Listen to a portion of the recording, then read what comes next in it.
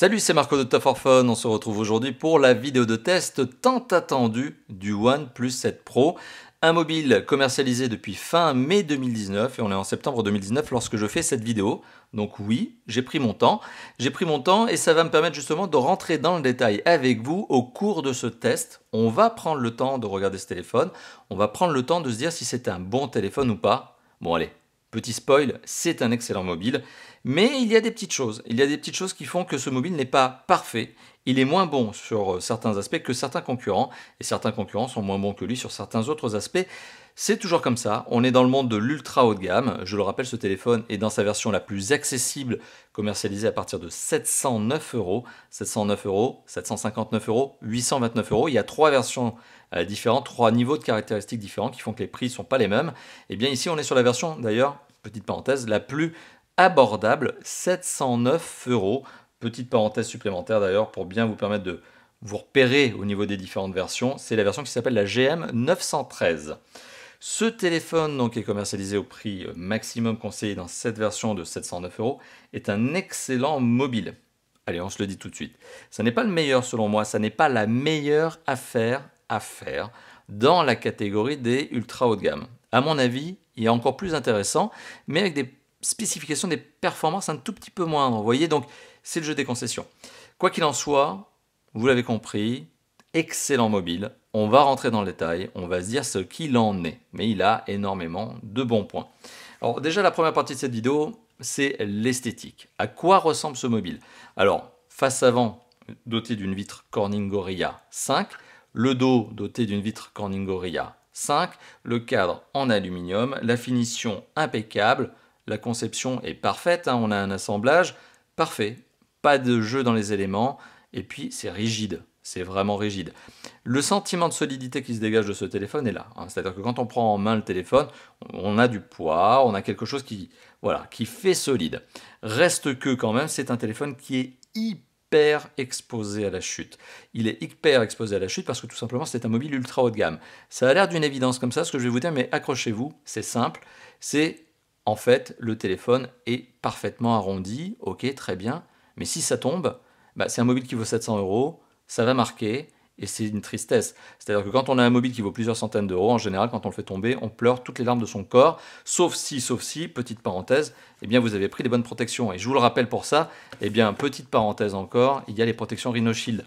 Film avant, film arrière, il y a des coques, il y a des bumpers. Tout ça, c'est fait pour protéger votre mobile.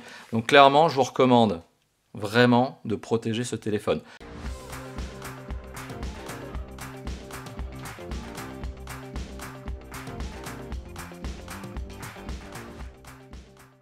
Ne le prenez pas directement dans la boîte, parti, et hop, c'est bon, sans protection. Vous allez avoir des déconvenus.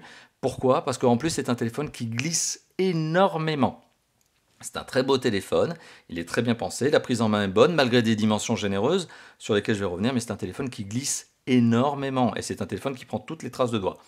Bon, ça encore à la rigueur c'est un détail, mais petite parenthèse, vous voyez, c'est un téléphone qui glisse énormément, même si la prise en main est bonne, parce qu'il a des dimensions aussi qui sont conséquentes.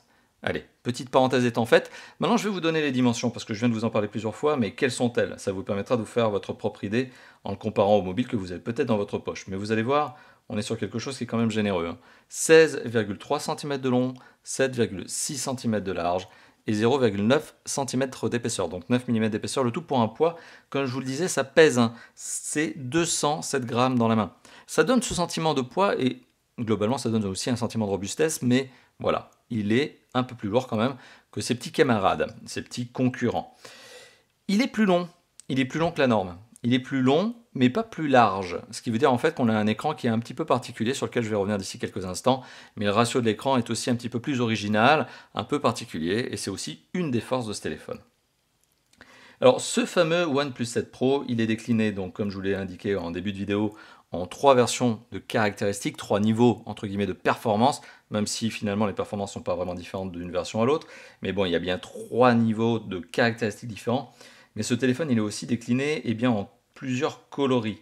Alors les coloris, ils ont des noms un petit peu particuliers. Alors je vais vous les donner, comme ça vous le saurez, mais c'est assez compliqué. Ce téléphone est ici décliné dans la version qui s'appelle la Mirror Grey. La Mirror Grey est disponible notamment sur la version 6 Go de RAM, 128 Go de ROM, celle que vous voyez tout de suite devant vous. Ce téléphone est également disponible en Mirror Grey, encore une fois de plus la même couleur, mais sur la version 8 Go de RAM, 256 Go de ROM. Et sur cette même version de caractéristiques, même niveau de performance, encore une fois de plus, on retrouve également la couleur allemande, qui est une sorte de couleur, on va dire jaune doré. Et on retrouve également le Nebula Blue sur cette même version. Alors le Nebula Blue, on le retrouve également sur la version la plus haut de gamme, finalement, de ce téléphone, qui est 12 Go de RAM et 256 Go de ROM. Cette version Nebula Blue, c'est une sorte de bleu iridescent. Voilà, donc il y a une sorte de jeu de lumière au niveau du dos de ce téléphone. Ça, c'est la version qui s'appelle donc la Nebula Blue, et qui est, vous l'avez compris, dotée également, voire en tout cas qui équipe la version la plus chère de ce téléphone. Et comme vous l'avez remarqué, en fonction du niveau de performance de caractéristiques du téléphone, vous pouvez avoir différentes déclinaisons de couleurs que vous n'avez pas sur d'autres versions. Ce qui veut dire que quand vous êtes un petit peu expert, que vous avez le regard, quand vous avez l'œil, c'est un peu comme dans le monde de l'automobile. Il y en a certains qui arrivent à reconnaître une Mustang de 67 différente d'une Mustang de 68 rien qu'aux jantes aluminium. Et bien c'est exactement la même chose. En fonction de la couleur, vous êtes capable de savoir quelle est la version du mobile. Voilà, donc ça c'est pour les vrais amateurs, les vrais connaisseurs, les ultra fins. Mais c'est le genre de jeu auquel OnePlus se prête déjà depuis plusieurs années. C'est cette distinction de couleur en fonction du niveau de performance. Alors là, on a fait le tour du propriétaire. Petite parenthèse supplémentaire sur laquelle j'ai envie de m'attarder, mais très rapidement parce que je vais y revenir d'ici quelques instants, l'appareil photo. Alors l'appareil photo, déjà, dorsal, forme une légère excroissance. Donc ce qui m'amène aussi à vous dire, franchement, vous l'avez compris, protégez ce mobile. L'excroissance qui est là, quand le mobile, en fait, mais c'est même pas une question de chute, c'est une question de frotte. C'est juste l'abrasion. À force de frotter le téléphone contre une table, mais même en le posant délicatement, tous les jours, à force, ça fait des rayures d'abrasion. Donc pour éviter ce genre de rayures d'abrasion, une coque avec une épaisseur supplémentaire, ça vous protège. En tout cas, ça protège le téléphone. Donc déjà, une petite parenthèse supplémentaire. J'aime bien les parenthèses. Autre parenthèse supplémentaire, vous allez remarquer le capteur photo frontal. Mais je vais y revenir d'ici quelques instants. Ce capteur photo frontal, salut la caméra, eh bien vous l'avez vu, il est en pop-up, c'est-à-dire qu'il sort du haut du mobile. Il est là. J'appuie ici, hop, je vais le faire sortir.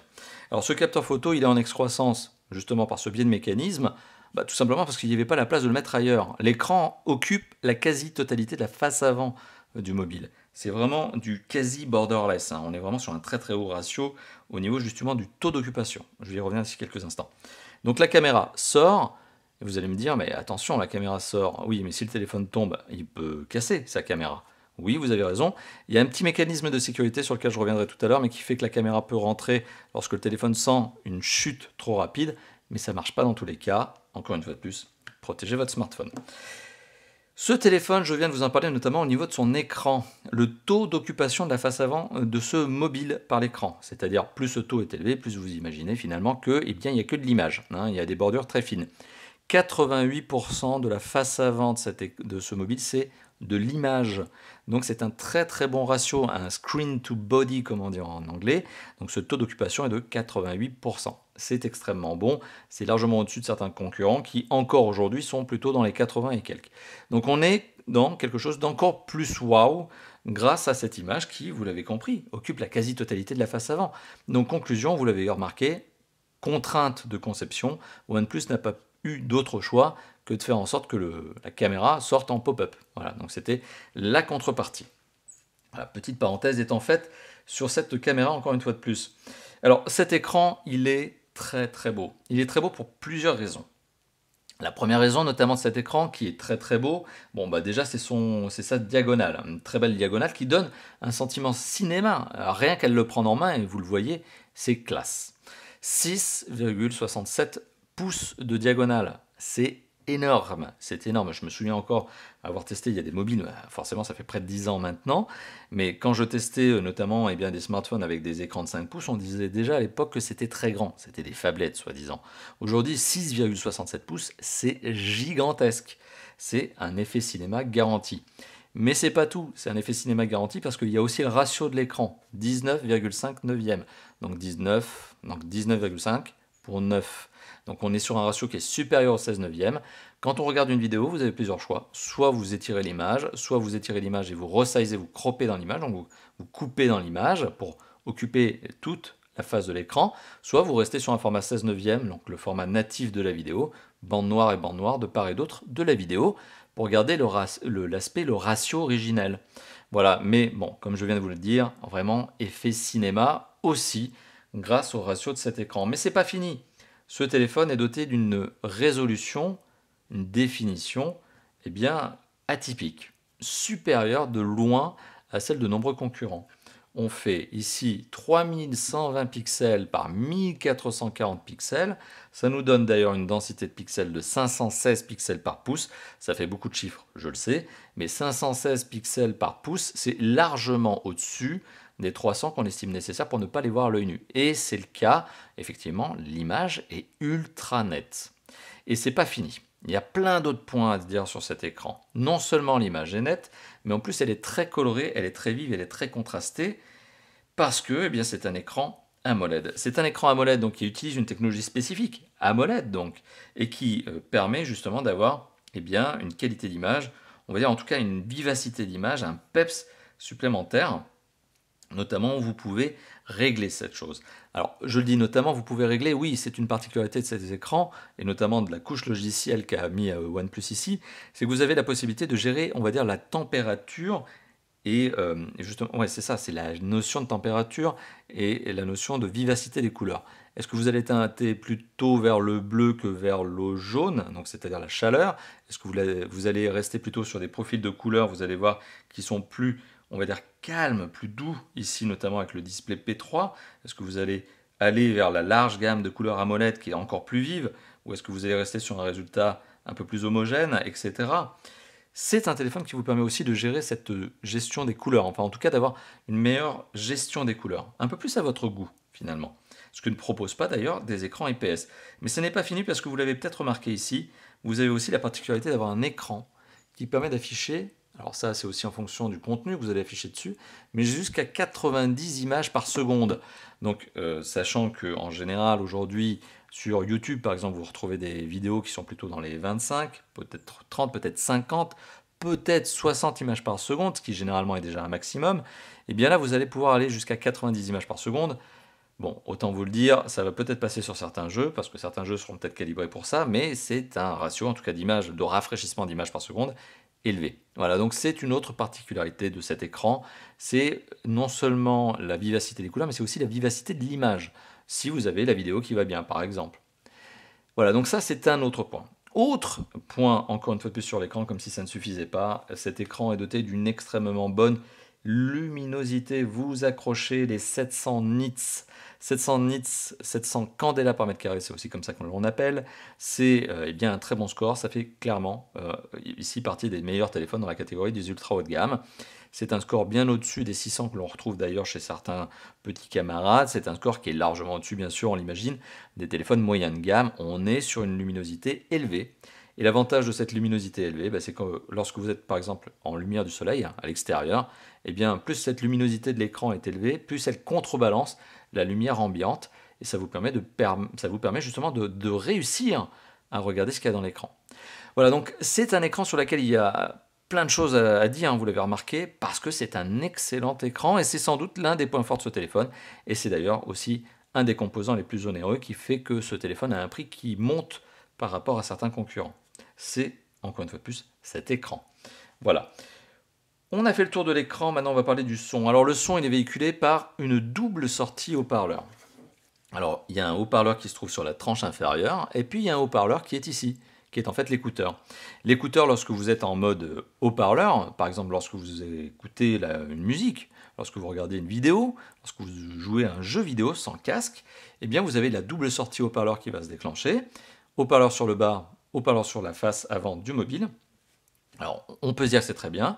Et oui, dans l'idée, c'est une bonne idée d'ailleurs, ça vous permet d'avoir un son stéréo, très bien. Si ce n'est cependant qu'il y a une petite erreur d'exécution à mon avis, c'est là où c'est dommage, c'est que l'écouteur a un son qui me semble moins bon que le haut-parleur réel, celui qui se trouve sur la tranche inférieure. Ça, c'est la première, on va dire la première fausse note, c'est-à-dire que l'écouteur n'est pas calibré aussi bien que le haut-parleur. En tout cas, il n'est pas doté des mêmes caractéristiques sonores. Autre parenthèse supplémentaire, c'est que là, vous avez un haut-parleur, donc il y a l'écouteur qui balance le son par l'avant, et là vous en avez un qui balance le son par le côté. Et donc forcément, vous n'allez pas entendre la même qualité de son. Même si les deux haut-parleurs avaient la même qualité de son, comme le son ne se propage pas dans les mêmes directions, ça vous fait aussi un biais au niveau de l'acoustique. Donc ça, c'est un deuxième point. Et troisième point, les haut-parleurs n'ont pas le même profil en termes de qualité. Donc c'est aussi un autre point, ce qui fait que on se retrouve ici avec effectivement une double sortie haut-parleur, donc un effet stéréo qui existe, qui est réel.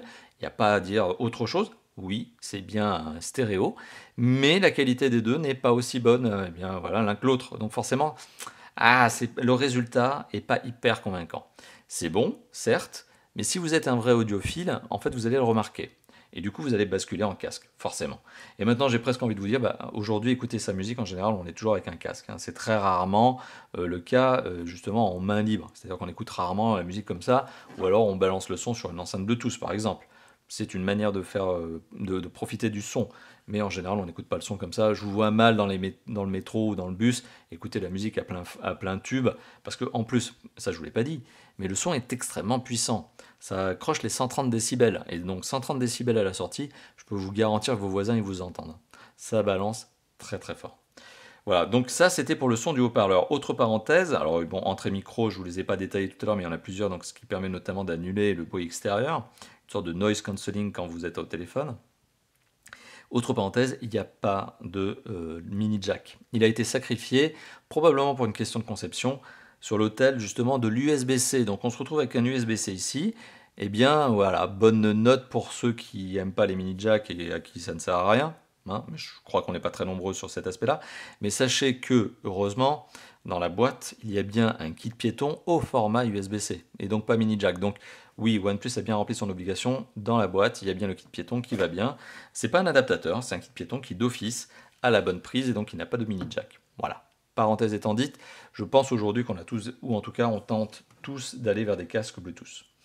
Et puis au niveau de l'écouteur, quand il est utilisé en son classique, c'est-à-dire non pas en mode haut-parleur, il n'y a rien à dire, et comme vous l'avez compris, il peut balancer très fort. Donc si vous êtes un peu sourd et que vous collez votre oreille là-dessus, vous inquiétez pas parce que vous allez vraiment bien entendre votre interlocuteur. Ça marche très très bien. On a parlé de l'image, on a parlé du son, on a parlé de l'esthétique, maintenant on va parler des performances. Alors je vous ai dit, ce téléphone est décliné en trois versions, trois caractéristiques, on va dire, trois niveaux de caractéristiques. Sachez que finalement au niveau des performances pures et dures, ils sont tous très similaires. Ce que vous allez gagner finalement en prenant les versions plus coûteuses que celles que je suis en train de vous montrer, c'est effectivement plus de mémoire vive, ce qui soi-disant vous permettra d'être plus à l'aise notamment en multitâche et multifenêtre. Mais sachez que de toute façon, on est déjà très à l'aise avec la version 6 Go, donc c'est pas vraiment pour ça que vous allez acheter les versions 8 et 12 Go de mémoire vive, vous allez les acheter parce qu'elles ont plus de mémoire de stockage, elles ont 256 Go de mémoire de stockage, et je vous le dis tout de suite, cette version qui a 128 Go de mémoire de stockage, eh bien quand vous allumez le téléphone pour la première fois, vous en avez plus que 111.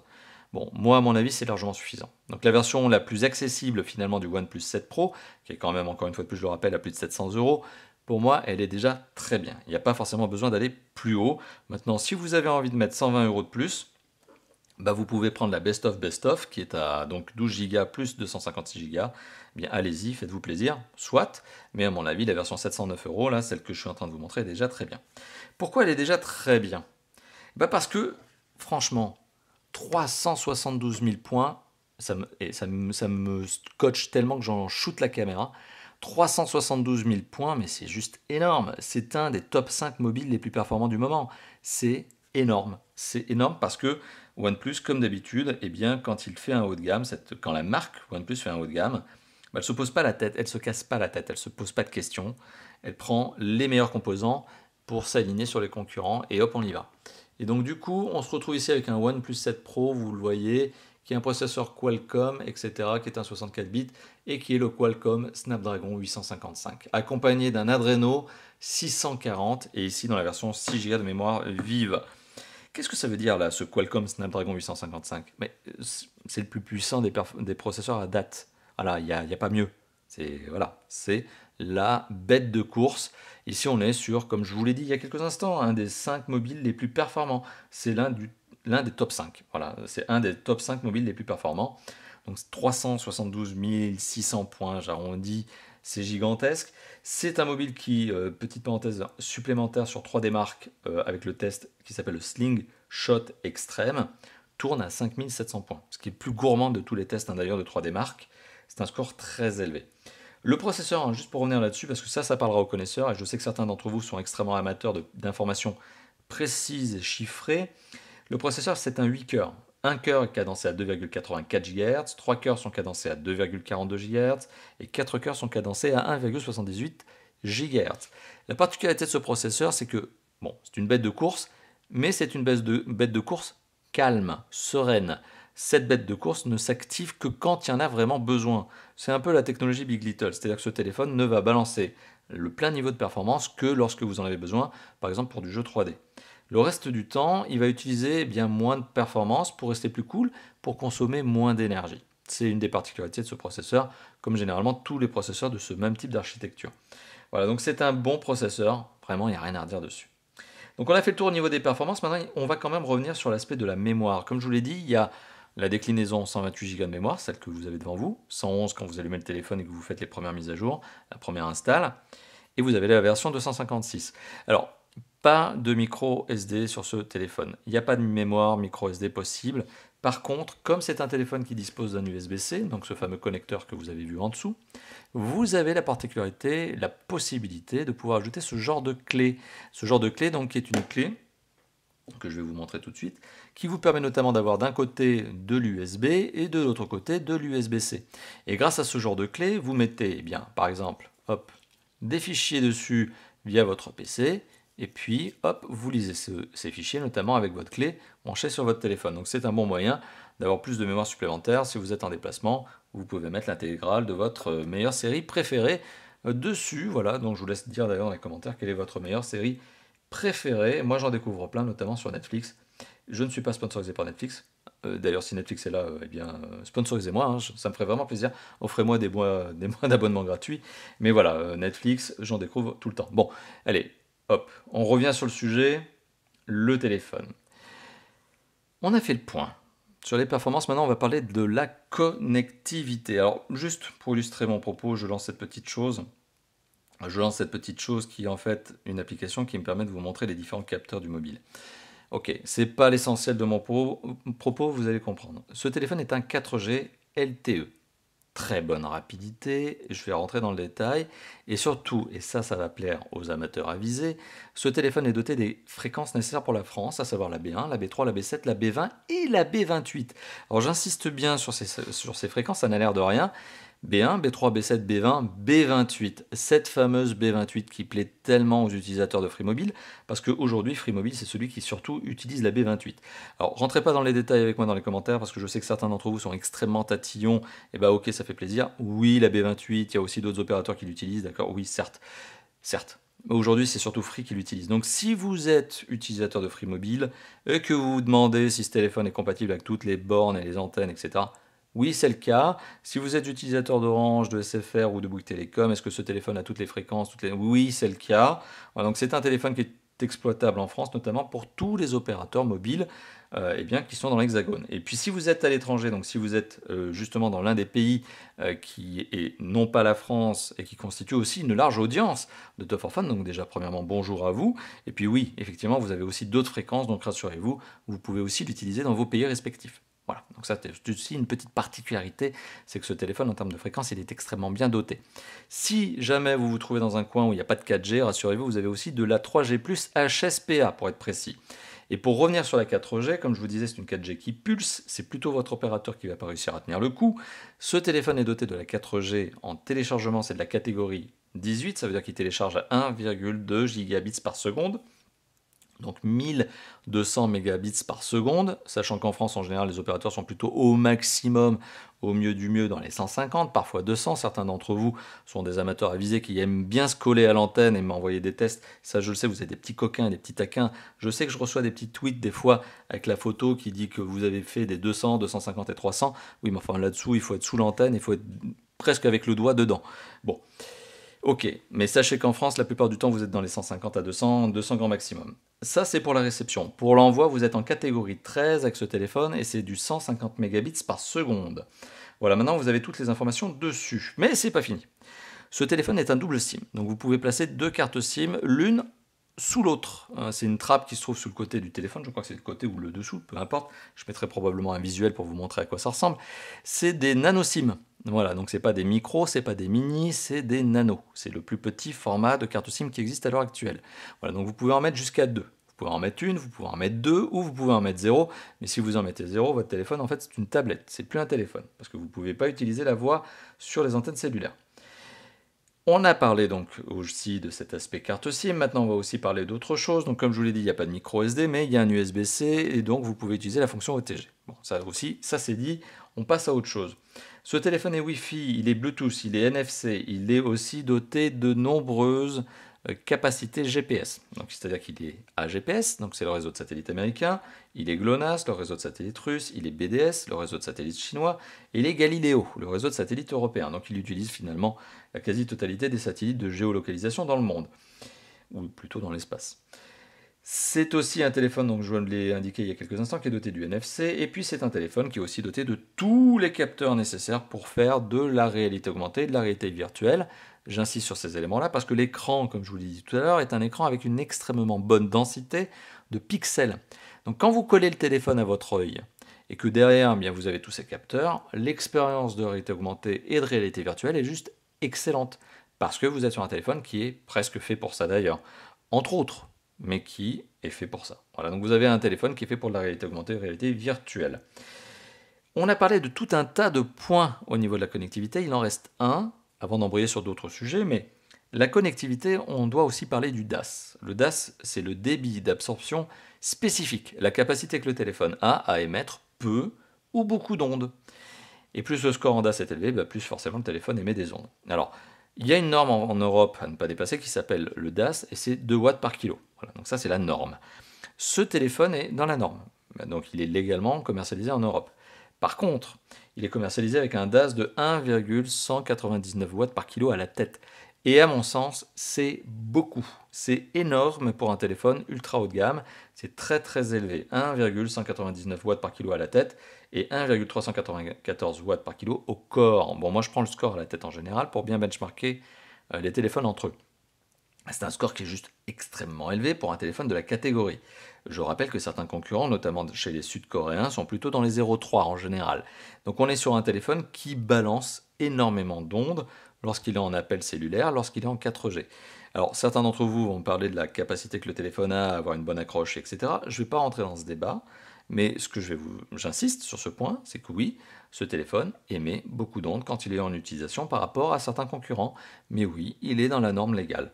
Il n'y a rien à redire, et donc ce téléphone a tout à fait le droit d'être commercialisé en France et plus largement en Europe. Ça, c'était pour la connectivité. Maintenant, on va parler du système d'exploitation. Le système d'exploitation, vous l'aurez remarqué, c'est de l'Android. Alors, plus précisément, on va pouvoir regarder ça, c'est de l'Android, vous le voyez tout de suite devant vous. Pie, c'est le 9.0. Alors, la particularité de OnePlus, c'est que sur ces mobiles, depuis plusieurs années déjà, plusieurs versions de mobiles, la marque met un système d'exploitation qui est une sorte de dérivé d'Android, qui est une sorte de fork, un peu à la MIUI de Xiaomi. On est ici sur un système qui s'appelle Oxygen OS, qui est une sorte de dérivé d'Android, mais qui s'appuie malgré tout sur Android.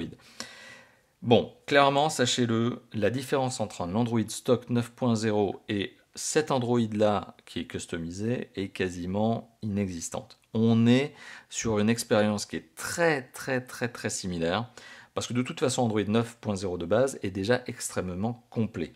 Donc au final ici il y a effectivement des fonds d'écran, il y a potentiellement un petit peu d'ergonomie, potentiellement quelques petits réglages supplémentaires, mais c'est bien tout.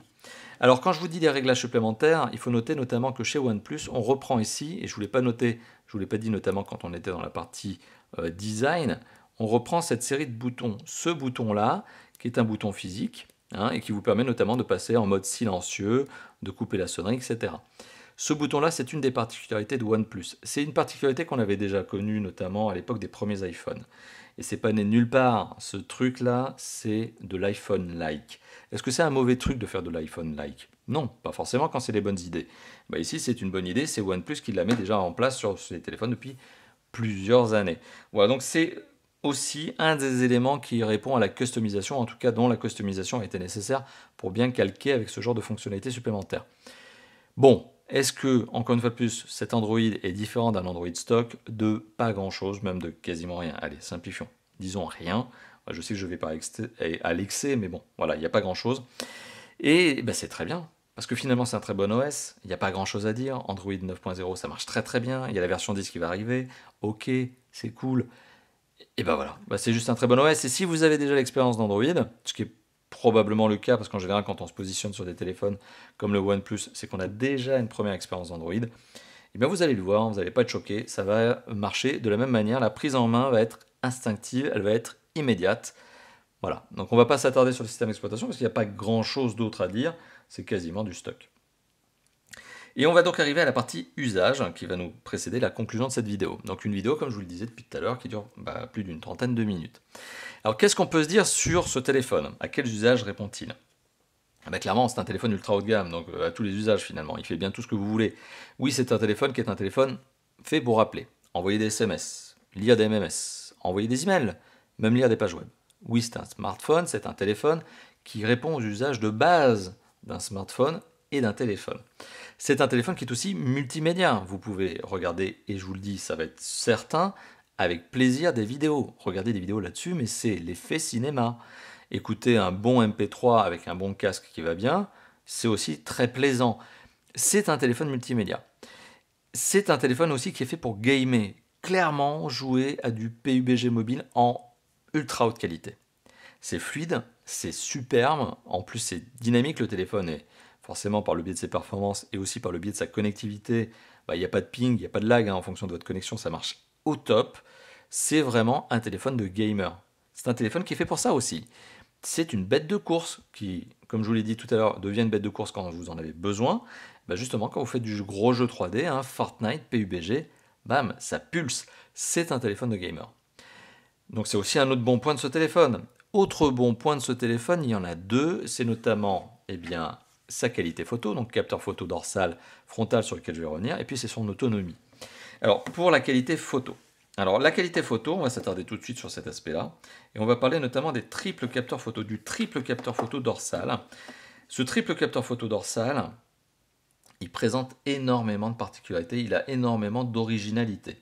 Alors déjà, il y en a trois, les capteurs photo. Il y en a un qui est de 48 mégapixels avec une ouverture de 1.8 pour des photos larges. Il y en a un qui est un 8 mégapixels avec une ouverture de 2.4 avec un zoom optique de x3. Donc une sorte de téléobjectif, on va dire, même si le terme est un petit peu excessif pour un téléphone. Et on a un troisième capteur photo qui est un 16 mégapixels avec une ouverture de 2.2 qui est là destiné aux grands angles, notamment photos de paysage ou photos de groupe. Alors que le 48 mégapixels, lui, il est plutôt destiné notamment à des photos de portraits qui ont d'ailleurs, grâce au capteur photo, les trois, une excellente gestion de l'effet bokeh. Donc la particularité de ce téléphone, c'est que finalement, les trois capteurs photo lui permettent d'être à l'aise dans quasiment la totalité des situations.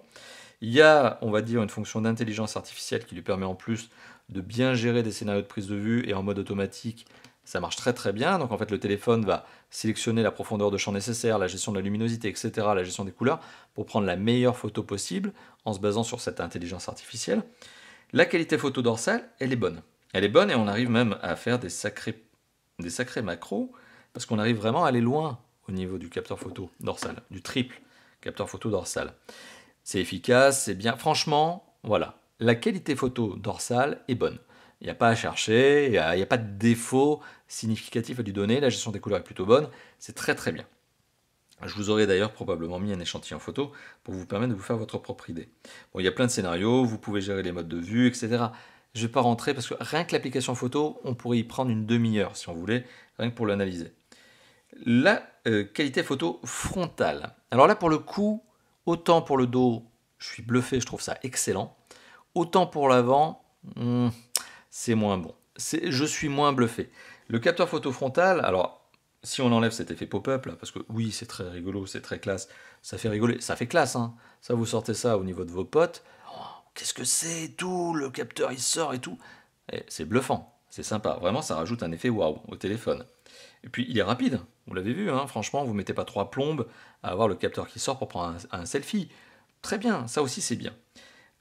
La photo est rapide, pareil, on a des modes scénarisés, on a une bonne gestion des couleurs, une bonne gestion de la luminosité. D'accord, globalement c'est plutôt bien.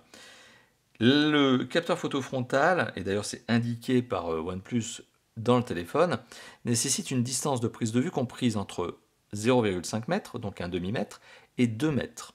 Bah, je peux vous garantir qu'en prenant des photos à 1 mètre de distance, donc c'est-à-dire à peu près la longueur de mon bras tendu, eh bien c'est pas terrible. Voilà. Donc la qualité photo frontale, je viens de vous le dire, moi j'ai été déçu. C'est pas terrible. Ce 16 mégapixels avec une ouverture de 2.0, il m'a pas bluffé. Je trouve que ce téléphone, au niveau du capteur photo frontal, manque de netteté.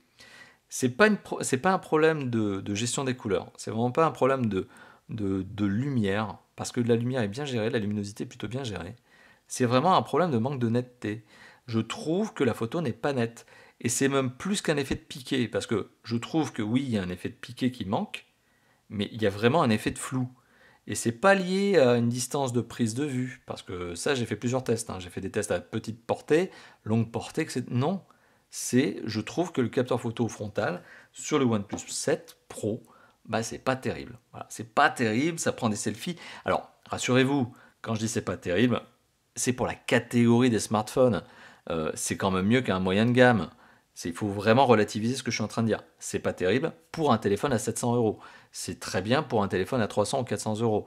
Donc, on est dans un téléphone qui prend quand même de bons selfies, toutes catégories confondues. Sauf que quand on compare ce téléphone et les selfies obtenus par rapport à d'autres concurrents, on est quand même moins bon. Hein. Manque de netteté, quoi. Manque il y a du flou. Il y a du flou sur les photos. Voilà, donc c'est ce qui m'a un petit peu déçu au niveau de la qualité photo frontale. Par contre, la qualité photo dorsale, rien à redire, ça marche très bien. Pour le dos, c'est nickel. Au niveau de la batterie, donc comme je vous le disais il y a quelques instants, l'autonomie de ce téléphone, c'est aussi un bon point. Ce téléphone dispose d'une batterie de 4000 mAh, d'ailleurs qui est dotée de la fonction recharge rapide 30 watts. Voilà, donc ça va très rapidement pour recharger le téléphone, c'est en moins de 2 heures. C'est même plutôt 1h30. Ce téléphone donc, se recharge très rapidement de 0 à 100%. Ce téléphone consomme 12% de batterie pour 1 heure de vidéo, ce qui est en dessous d'un certain nombre de concurrents. On est sur un téléphone qui dépasse la journée avant d'être rechargé, on est sur un téléphone qui peut même potentiellement atteindre les 2 jours. Si vous n'êtes pas trop gourmand, notamment en jeu 3D, ça va très bien se passer. Si vous faites beaucoup de jeux 3D, vous avez plusieurs heures de jeu, 3-4 heures de jeu de manière tranquille et relaxe. Mais oui, au bout d'un moment, vous allez devoir recharger le téléphone. Donc c'est vraiment lié à votre usage. Mais quand on est dans un usage moyen, c'est-à-dire avec une demi-heure de jeu, une demi-heure d'appel, une demi-heure de vidéo, une demi-heure de ci, de ça par jour, ça se passe très bien et vous atteignez sans aucun problème la journée avant de le recharger. Donc c'est un autre point fort de ce téléphone, c'est cette autonomie liée à une batterie de bonne capacité, 4000 mAh, liée aussi à ces choix de composants qui permettent au téléphone de ne pas être particulièrement énergivore, en tout cas pas tout le temps. Autre particularité, d'ailleurs, je reviens sur les capteurs photo que je ne vous ai pas indiqué tout à l'heure, maintenant je vais vous la donner. Le triple capteur photo dorsal permet de prendre des vidéos en 4K 60 images par seconde, 60 fps. Donc là aussi, on est sur quelque chose de très sympathique. On est sur un téléphone qui fait aussi vidéo et pas n'importe quoi. 4K 60 fps, c'est pas tous les téléphones qui peuvent faire ça et c'est même pas tous les caméscopes qui peuvent faire ça. Donc c'est vraiment pour vous dire qu'on est aussi ici dans un mix d'univers entre smartphone, appareil photo, smartphone, caméra. Bon, une vraie caméra, ça fera toujours des meilleures vidéos qu'un smartphone, mais on peut aller à 4K 60 fps, et c'est pas toutes les caméras qui peuvent faire ce genre de choses. En général, c'est des caméras à 2000 € et plus qui peuvent faire ce genre de choses. Voilà, donc on a fait un tour assez exhaustif, je trouve, de ce téléphone. Vous voyez, je suis vraiment rentré dans le détail parce que c'est un téléphone qui mérite qu'on rentre dans le détail. C'est un téléphone qui vaut le coup dans tous les sens du terme et c'est un téléphone qui forcément mérite qu'on fasse une vidéo de test de plus de 30 minutes, ce qui est le cas maintenant, on va peut-être arriver aux 40 minutes. Qu'est-ce que je peux vous dire de ce téléphone? Et donc c'est la conclusion de cette vidéo. Alors en début de vidéo, je vous l'ai dit, c'est un excellent téléphone et c'est clairement l'un des mobiles que je vous recommande dans la catégorie donc, des ultra haut de gamme 2019.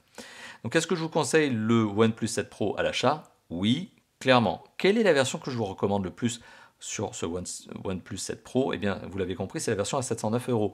C'est la version la plus abordable finalement des trois, puisque je trouve que les deux autres n'apportent pas grand-chose, si ce n'est plus de mémoire vive, certes, mais ça ne fait pas grand-chose, et plus de mémoire de stockage, et à mon avis, 111 Go de mémoire de stockage de démarrage, c'est déjà très bien. Voilà, donc on est sur un téléphone qui est doté d'un très bon design, mais encore une fois de plus, je vous le recommande vraiment, protégez votre smartphone. C'est pas pour moi que je dis ça, c'est vraiment pour vous. Ce téléphone, il faut le protéger. Très beau, mais très fragile. Donc il faut le protéger, ça c'est certain. Donc c'est un très beau design, c'est un très bel écran. Le son double haut-parleur, bon là vous l'avez compris, c'est bif bof. Au niveau de la performance, bête de course, mais vraiment bête de course. On fait du gros jeu 3D, mais mode qualité graphique ultra sur PUBG. C'est beau, ça claque, c'est un téléphone de gamer. Au niveau de la connectivité, tout est bon, tout est parfait, ultra complet, pas de port micro SD, mais tant pis, c'est pas grave. Mais DAS trop élevé. Voilà, ça aussi c'est une faiblesse à mon avis de ce téléphone, c'est que le DAS est à mon avis trop élevé. On a parlé donc de la connectivité, on a parlé aussi du système d'exploitation. Oxygène OS, franchement, par rapport à Android 9.0, ça apporte rien, quoi. Donc on est sur Android 9.0. Bon, voilà, gardez à l'esprit qu'on est sur un Android qui marche très très bien et que Oxygène ou pas, finalement, ça vous changera absolument pas la vie. Et puis finalement, l'usage, eh bien, très bonne qualité photo dorsale, pas bonne qualité photo frontale pour la catégorie, bonne dans l'absolu, certes par rapport à des moyens de gamme, mais pas bonne selon moi dans cette catégorie-là. Dans la catégorie des ultra haut de gamme, il y a mieux. Et pour le dos, certes, mais surtout pour la face. Le capteur frontal est vraiment pas au niveau, quoi.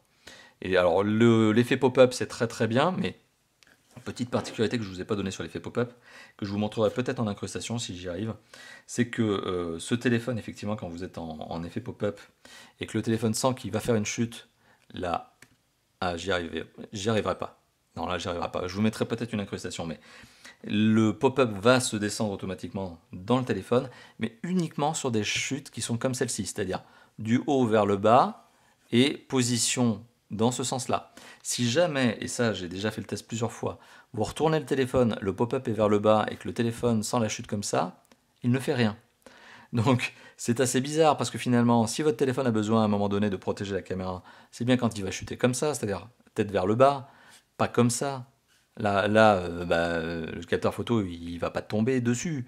Donc c'est quand même assez aberrant quand même que le mode de sécurité, le mécanisme de sécurité, en fait, il se déclenche pas quand on tombe comme ça.